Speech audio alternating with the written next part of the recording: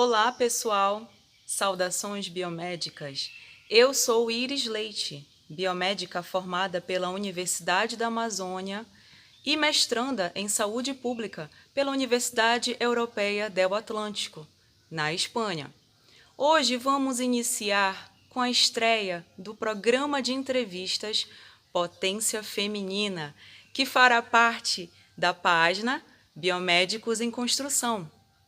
O objetivo do programa é enaltecer a relevância feminina na ciência, levando informações e conhecendo mais sobre as personalidades femininas que compõem o universo científico da nossa amada cidade. Queremos também incentivar garotas e mulheres a participarem da ciência e ocuparem esse espaço cada vez mais, gerando conteúdos de utilidade pública, com entrevistas a cada 15 dias, com mulheres biomédicas que trabalham nas mais diferentes áreas de atuação da nossa profissão. Então, fiquem ligados! E hoje, dando abertura ao nosso programa, nossa primeira entrevistada é Cíntia Quaresma, biomédica, especializada em imaginologia, acupuntura e estética, e também mestranda em medicina tradicional chinesa.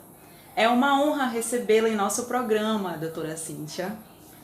Conte-nos um pouco sobre a sua trajetória na biomedicina. Obrigada, é uma honra participar desse primeiro programa do Biomedicina em Construção.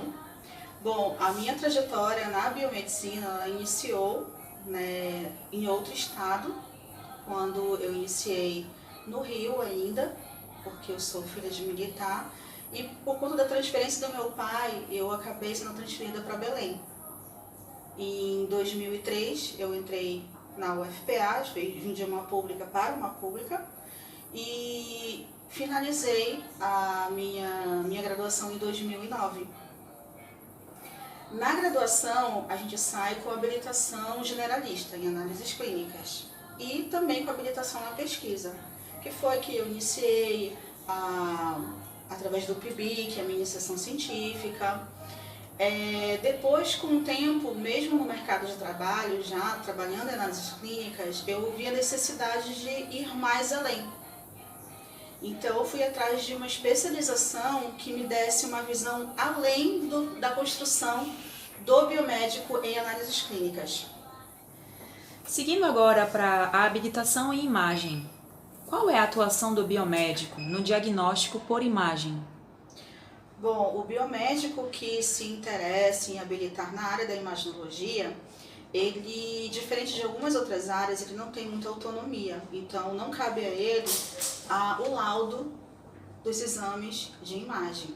Tá? O biomédico atua na manipulação dos aparelhos, sejam eles de radiação ionizante ou não ionizantes, e da construção do laudo, mas a gente não assina o laudo. Quem assina é o responsável técnico, que é um médico radiologista. Qual é a média salarial para um biomédico que trabalha com habilitação em imagem?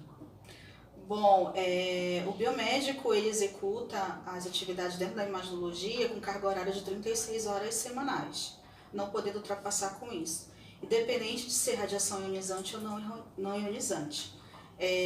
O valor do salário, isso depende muito dos acordos trabalhistas, né? Agora nós temos aí atuante nosso sindicato, Simbiespa, que tem como proposta também fechar esses acordos. Por que você escolheu essa área? Bom, era uma área que eu tinha curiosidade em conhecer. Na construção da minha vida acadêmica, eu atuei dentro da histologia e embriologia comparada.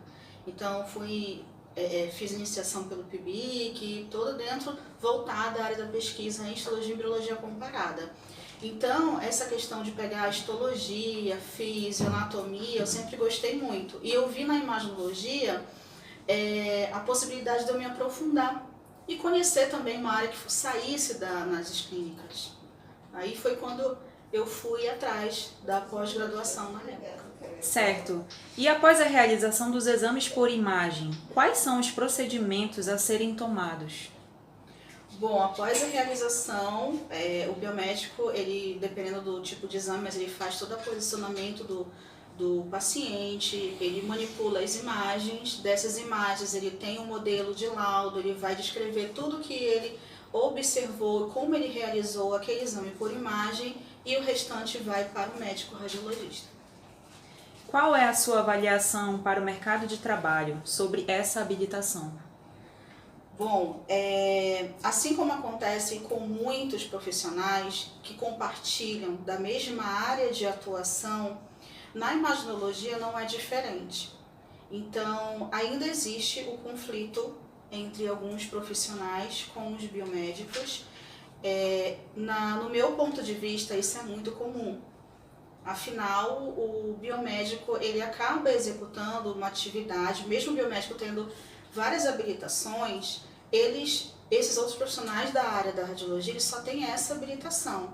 Então a gente acaba realmente competindo a única habilitação deles, né? Falando a grosso modo, até porque não é só radiologia, mas diagnóstico por imagem, medicina nuclear, que é uma área em que eles realmente estão bem aprofundados. O biomédico ele tem toda a competência, toda a capacidade de atuar na área, contudo é visto dessa forma, né? Como um conflito mesmo de vagas, né? Para essa área. E quais as características e habilidades o profissional deve ter para trabalhar nessa área? Como qualquer outra área, você tem que ter muita dedicação. Então, independente da área que o biomédico for optar por seguir, seja em análises clínicas, seja em diagnóstico por imagem, seja em acupuntura, seja em fisiologia, independente de qualquer coisa, você tem que ter muita dedicação. Você tem que ser muito fiel, né, à sua profissão. A verdade é essa.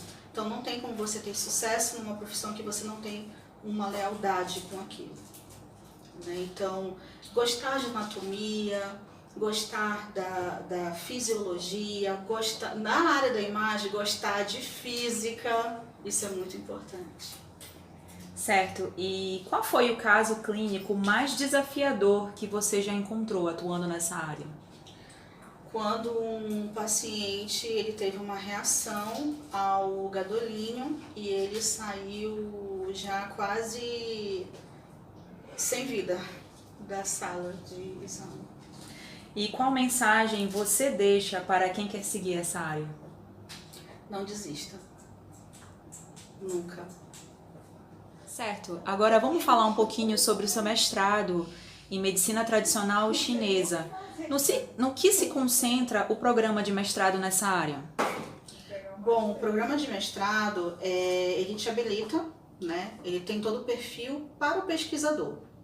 Então, o mestrado, o mestre nas práticas da medicina chinesa, ele promove o aprofundamento dos conhecimentos, dos fundamentos da MTC. A pós-graduação em acupuntura nos dá essa base, mas o aprofundamento vai depender do profissional. Eu decidi seguir para o mestrado, já que a própria formação que eu tive da biomedicina, que tem toda essa questão do biomédico questionador, do biomédico que analisa, né, que quer investigar, e dentro dessa área isso me instigou também a parte da pesquisa. Então, como eu encontrei o mestrado em MTC, eu preferi ir para esse caminho.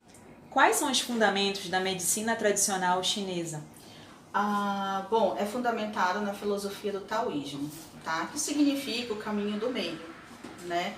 O Tao, ele visa o equilíbrio universal. Então, todos nós somos um micro-universo, né? Existem 5 elementos, né, que nos regem, nos equilibram, e que todos os nossos órgãos e vísceras também são regidos por esses 5 elementos, que eles tendem ao equilíbrio dinâmico entre si. Quando eles estão equilibrados, tem a saúde. Se um começa a sedar ou tonificar demais o outro, vem a doença. Então, acaba que nós podemos estimular o autoequilíbrio. É dessa forma que é fundamentado. Como são interpretadas as patologias e as síndromes? Bom, as patologias e síndromes, elas são interpretadas muito diferente da medicina ocidental. Então você chega, se depara com os chamados de síndrome Zangfu. Aí você fica assim, o que é Zangfu, né? São órgãos e vísceras. Então, cada órgão e víscera do seu corpo, do seu organismo, eles são responsáveis por uma cor, por um sabor, por um odor, por uma emoção, né? Então, por exemplo, num diagnóstico a gente avalia a questão emocional do paciente e associa a um sinal que aquele paciente possa estar manifestando. Alguns são muito comuns, por exemplo, quem aí não fica por conta de uma preocupação, tem a gastrite nervosa. Né? É uma emoção ligada ao estômago. Numa tristeza profunda, em casos, por exemplo, depressivos, a pessoa tem comprometimentos das funções pulmonares recorrentes, então gripes recorrentes, rinites, sinusite, então todas as doenças que se manifestam aí no trato respiratório.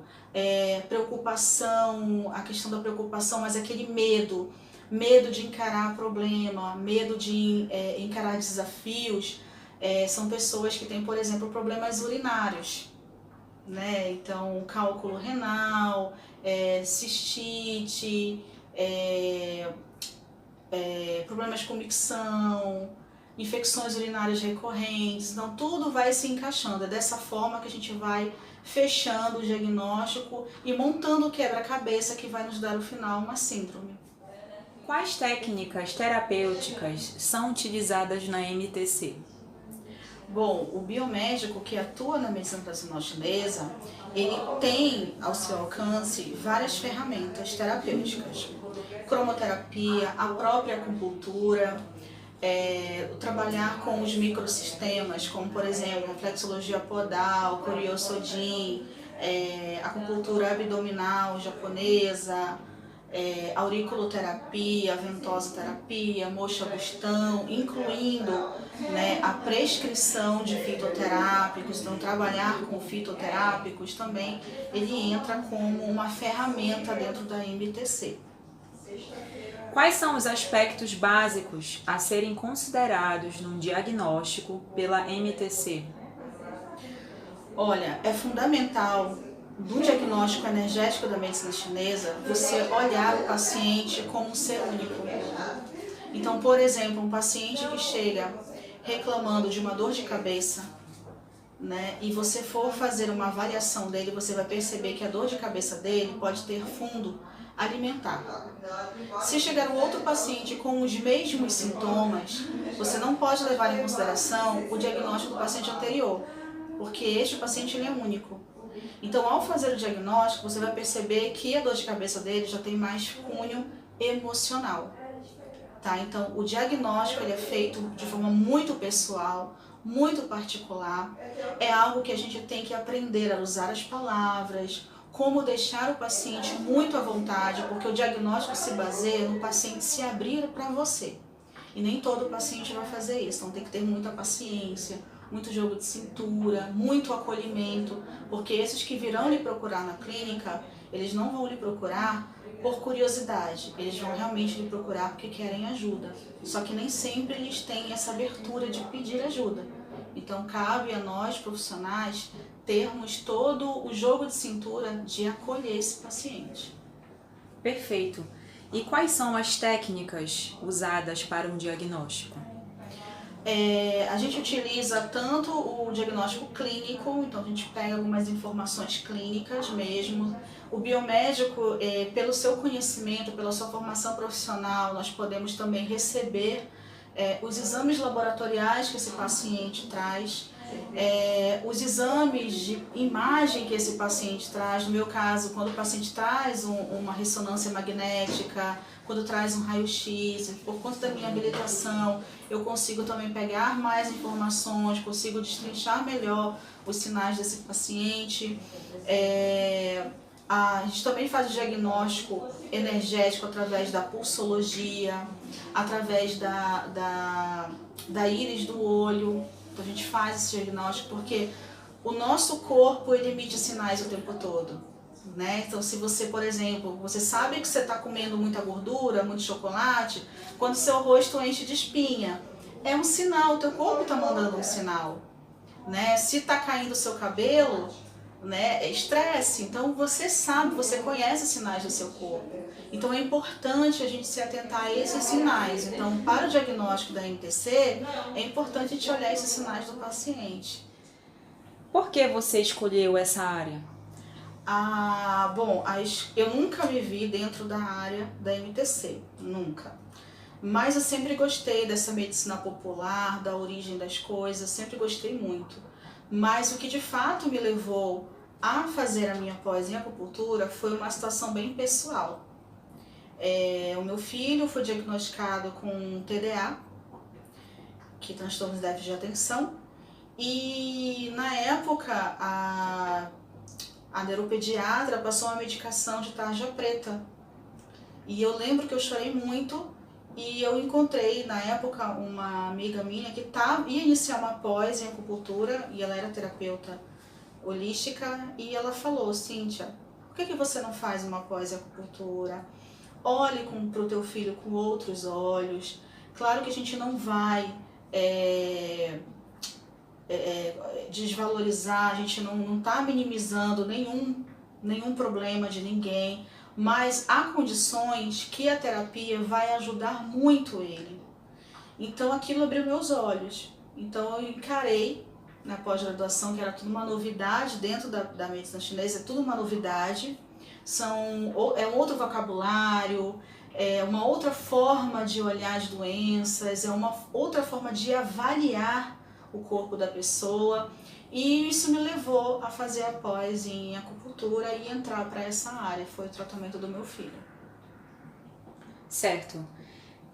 Quanto ganha um biomédico mestre em MTC? Bom, sobre não existe um valor fixo, não existe uma tabela de valores. Essa tabela pode ser fixada, né, os valores de atendimento, elas podem ser fixadas com acordos trabalhistas através do próprio sindicato, então ele pode entrar num acordo com todos os trabalhadores na prática de terapias integrativas, como acontece em outros estados, mas na nossa região não há esse acordo, tá? A gente avalia o valor do que a gente recebe pelas consultas, do quanto a gente cobra pelas consultas, pelas terapias, a partir do teu material e tua hora. Então você faz todo o cálculo para você fechar o valor dos teus atendimentos. Que mensagem você deixa para quem quer seguir a MTC? Bom, a mensagem que eu deixo é: se você realmente gosta de acolher, se você gosta de atender, se você gosta de avançar, não desista. Essa é a mensagem que eu deixo. Ao longo da sua jornada profissional, quais foram os maiores desafios que você encontrou sendo mãe, mulher e biomédica? Boa pergunta. Quando eu fui defender o meu TCC, eu estava amamentando. No dia da minha defesa, foi à noite, meu filho ficou na casa da minha mãe, meu marido estava viajando a trabalho e eu fui defender meu TCC. A minha blusa sujou de leite. Uma amiga minha trocou a camisa comigo e eu defendi meu TCC. Esse foi o primeiro sinal de desafio que eu ia ter na minha vida. Quando eu já estava trabalhando, houve uma festinha de Dia das Mães na escola do meu filho. E eu estava trabalhando. E era aquele horário educacional, né? Aquele horário de aula mesmo. E era o horário que eu estava trabalhando. E eu pedi muito para eu sair, eu pedi uma dispensa naquele dia. Quase não consigo. Eu chorei muito porque não queriam me dispensar. Eu confesso que eu fugi para comparecer à escolinha do meu filho em homenagem ao Dia das Mães. Eu recebi até uma advertência por conta disso, mas não me arrependo. É um outro desafio, porque as empresas, quando você vai para uma entrevista de emprego, ela pergunta: você tem filhos? Aí você diz que sim. Aí pergunta assim: e você trabalhando, com quem eles vão ficar? E com o pai, quando é um homem, eles não perguntam, ou raramente perguntam. E se ele responder que sim, tem filhos, e eles também não perguntam com quem vai ficar, porque não é esperado que ele fique com os filhos. Né? A gente não pode esquecer que tem muitos homens que fazem o papel de mãe por conta de serem pais solteiros, realmente estão ali criando os filhos pela ausência maternal, mas é muito mais comum a figura materna, né? Então a gente é muito cobrado, tanto profissionalmente como socialmente, com isso, né? Então esses foram alguns desafios que eu encontrei por conta disso. O outro, já como profissional, recebi uma proposta para fazer uma viagem de 3 meses trabalhando pelo Marajó, Baixo Amazonas. Fui, aceitei, e só fui numa parte da viagem porque eu não consegui ficar tanto tempo longe do meu filho. Inclusive eu passei o aniversário dele nessa época viajando, e eu prometi que eu não ia fazer isso. Então realmente é um desafio muito grande, como eu falei, profissional e social também, porque a mulher é cobrada, né? Você vai se formar? Ótimo, mas e o filho? Quem vai lavar a louça? Quem vai cuidar da casa? Infelizmente, isso ainda é perguntado dentro de um lar. Por mais que homem e mulher hoje dividam seus afazeres financeiros, suas obrigações financeiras, ainda é levantada essa pergunta em casa. Que hora você vai chegar? Porque o jantar não está pronto, né? Você não chegou cedo, a louça está aqui. Infelizmente, isso ainda é questionado. Perfeito. Foi uma honra recebê-la no nosso primeiro programa de entrevistas, Potência Feminina. E é isso aí, agradecemos e avante, biomédicos! Obrigada!